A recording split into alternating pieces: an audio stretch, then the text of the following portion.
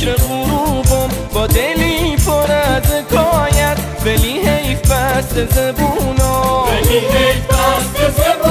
شب و روز کنار دریا همیشه میگم خدایا لنج کهنه دلا رو برسون به شهر گلها،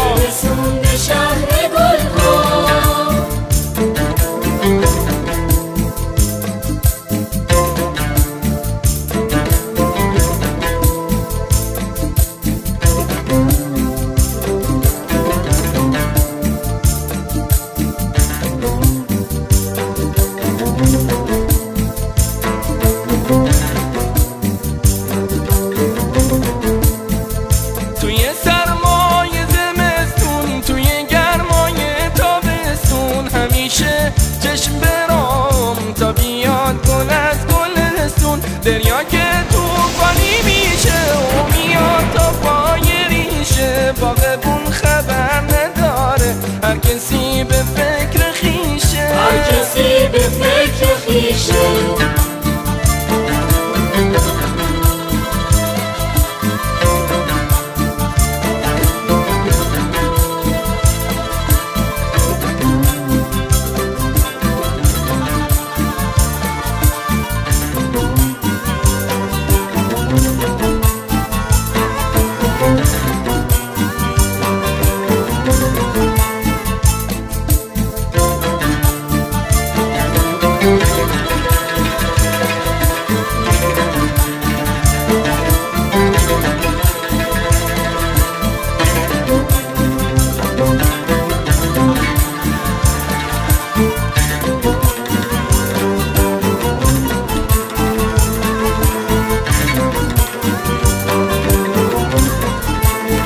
نخل تنهای جنوبم همیشه فکر غروبم با دلی پر از حکایت، ولی حیف بست زبونم،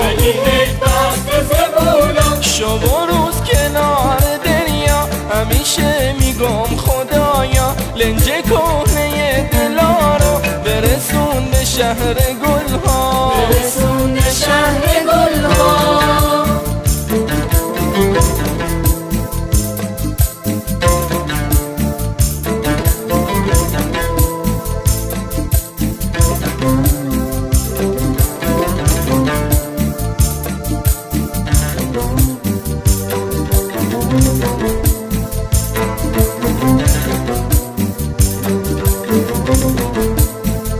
توی سرمای زمستون توی گرمای تابستون همیشه چشم برام تا بیاد گل از گلستون، دریا که توفانی میشه و میاد تا پای ریشه، باغبون خبر نداره هر کسی به فکر خیشه،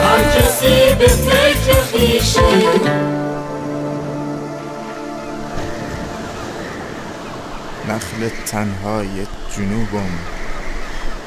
همیشه فکر غروبم.